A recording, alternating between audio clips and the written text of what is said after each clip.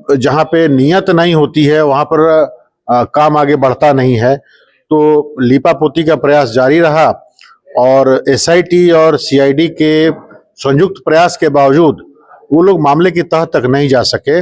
और बिहार सरकार का ये कदम कि वो सीबीआई को लिख रहे हैं जांच के लिए, इस बात को प्रमाणित करता है कि बिहार पुलिस स्वीकार करती है कि बिहार पुलिस इस मामले को जांच करने में सक्षम नहीं है और अपनी वो एक तरह से नाकाबिलियत को कबूल कर रही है।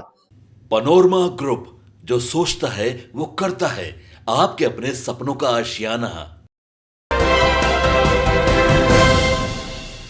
नमस्कार, सिटी पोस्ट लाइव देख रहे हैं आप और मैं हूं आपके साथ उत्तम झा। देखिए, पटना में हुए नीट कांड को लेकर तमाम जो चीजें हैं वो आप जान रहे होंगे, लेकिन अभी हमारे साथ पूर्व आईपीएस और जनसुराज के नेता जेपी सिंह जी है। क्या कुछ कहिएगा सर? आज आप लोगों ने प्रेस कॉन्फ्रेंस किया है, क्या कुछ अगला कदम होगा? जिस तरीके से बिहार पुलिस का रवैया रहा है, एसआईटी टीम का गठन हुआ लेकिन किसी निष्कर्ष पर नहीं पहुंचा गया और जो रिक्वेस्ट किया गया है सेंट्रल जांच एजेंसियों को कि उसको अब ये मामला जो है सौंपा जाए। देखिए, एक चीज तो बड़ा क्लियर है कि मामले में जो एसआईटी का गठन हुआ जनसुराज की पहल की वजह से हुआ।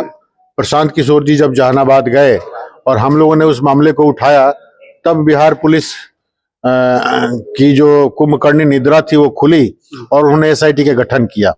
लेकिन जब जहाँ पे नियत नहीं होती है वहां पर काम आगे बढ़ता नहीं है। तो लीपापोती का प्रयास जारी रहा और एसआईटी और सीआईडी के संयुक्त प्रयास के बावजूद वो लोग मामले की तह तक नहीं जा सके। और बिहार सरकार का ये कदम कि वो सीबीआई को लिख रहे हैं जांच के लिए, इस बात को प्रमाणित करता है कि बिहार पुलिस स्वीकार करती है कि बिहार पुलिस इस मामले को जांच करने में सक्षम नहीं है और अपनी वो एक तरह से नाकाबिलियत को कबूल कर रही है। अब चूंकि मामला सीबीआई को जा रहा है और सीबीआई इस देश की हाईएस्ट इन्वेस्टिगेटिंग एजेंसी है, तो हम लोग अनुमान लगा सकते हैं कि देर से ही सही मामला सीबीआई को जा रहा है। उम्मीद कर सकते हैं कि सीबीआई इस घटना के तह तक जाएगी और इस जो पीड़ित परिवार है उसके साथ न्याय होगा। दो सवाल सर रहेगा कि सीबीआई से अगर रिक्वेस्ट किया जा रहा है तो क्या रिक्वेस्ट करने से सीबीआई जांच करेगी ही? देखिए, सीबीआई को राज्य सरकार के मामले दो प्रकार से जाते हैं।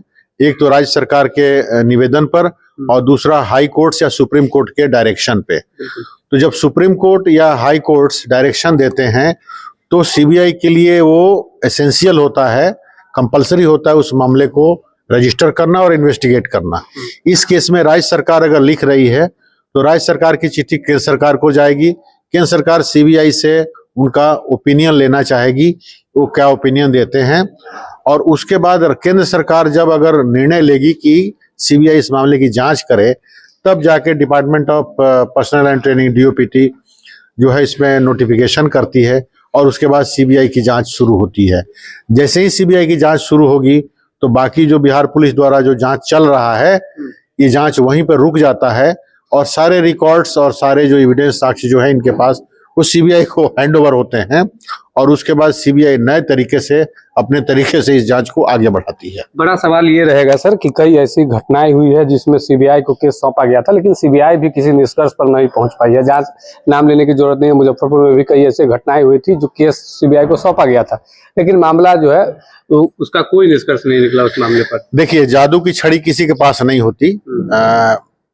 कोई भी केस, इस तरह का जो केस है बलात्कार या हत्या का जो मामला है, कि जितना जल्दी सीबीआई के पास जाएगा उतना ज्यादा उस केस के प्रॉपर इन्वेस्टिगेशन की संभावना रहती है।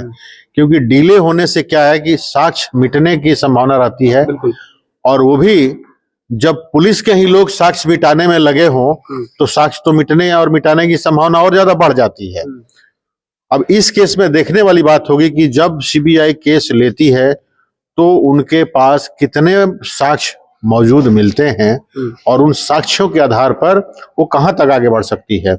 थोड़ा बहुत जो मैं समझ पाया हूं, इसमें जो इम्पोर्टेंट डॉक्यूमेंट्री एविडेंस आज मौजूद है वो ये है कि पीएमसीएच का जो पोस्टमार्टम रिपोर्ट है और उसके बाद जो एफएसएल रिपोर्ट है, ये दोनों साबित करते हैं कि लड़की के साथ बलात्कार हुआ है और फिर हत्या हुई है। फिर ये प्रेशर क्यों बनाया जा रहा है कि आप लोग मान लीजिए कि हत्या हुआ है, क्यों प्रेशर बनाया जा रहा है परिजनों पर? नहीं, ये तो प्रेशर बनाने वाले जाने, लेकिन ये तो जो हम लोग परिवार से मिले थे, प्रशांत किशोर जी का जो डेलीगेशन गया था उसमें मैं भी था, और जो पीड़ित परिवार है वो गरीब बेशक है, लेकिन उन्होंने स्पष्ट रूप से कहा कि हम किसी प्रकार के न दबाव में आएंगे न लोभ में आएंगे, हमें लाखों करोड़ रुपया दे दो कोई अंतर नहीं पड़ता, हमारी लड़की की जान गई है, हमको न्याय चाहिए ही चाहिए, हम बिकने वाले लोग नहीं हैं।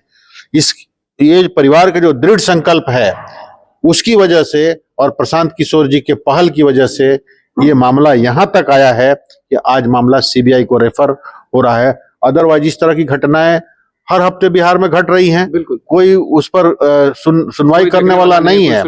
ये तो संयोग कहिए कि जन स्वराज पार्टी के संज्ञान में मामला आया और प्रशांत किशोर जी को पता चला कि एक गरीब परिवार की आवाज को दबाया जा रहा है, तो उन्होंने कहा कि हम उस गरीब परिवार को इंसाफ मिले, इसके लिए हम खड़ा होंगे।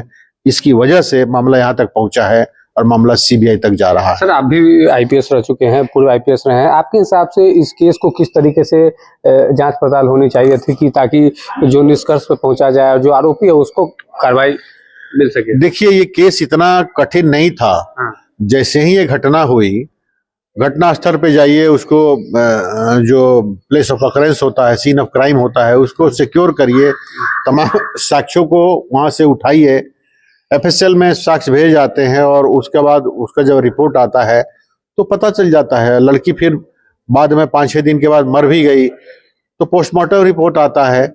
वो सारा चीज इंगित कर रहा था कि लड़की ने फाइट करने की कोशिश की, उसके साथ जब बलात्कार होने का प्रयास किया गया तो उसने प्रतिरोध किया, विरोध किया, तो फाइट मार्क्स है, वो तो पोस्टमार्टम रिपोर्ट में भी है, सारा कुछ है, वो भी डॉक्टर। इसके आधार पर ये लोग कहीं ना कहीं उसको दबाने का प्रयास कर रहे थे, नहीं तो मामला बहुत सिंपल था और उस समय आसानी से ये लोग दोषी तक पहुंच सकते थे। लेकिन हो सकता है कि मामला इतना देर हो गया है, जो अपराधी हैं वो जगह बदल दिए हों, यहाँ से कहीं इधर उधर चले गए हों, तो ये चैलेंजिंग होगा सीबीआई के लिए भी उन तक पहुंचना और मामले को सॉल्व करना। चलिए, बहुत बहुत धन्यवाद। अभी हमारे साथ जनस्वराज के नेता और पूर्व आईपीएस जेपी सिंह जी थे। सर से तमाम मुद्दों पर बातचीत हुई है। सर भी पूर्व आईपीएस रह चुके हैं, तो उन्होंने भी अपना अनुभव जो है वो साझा किया कि किस तरीके से इसकी जांच होनी चाहिए थी ताकि जो सही निष्कर्ष पर जो पुलिस है वो पहुंच सकती थी। तमाम बातचीत जो है आप इस वीडियो में देख पाएंगे। इस खबर पर आपकी क्या कुछ प्रतिक्रिया कमेंट बॉक्स में जरूर लिखिएगा। धन्यवाद।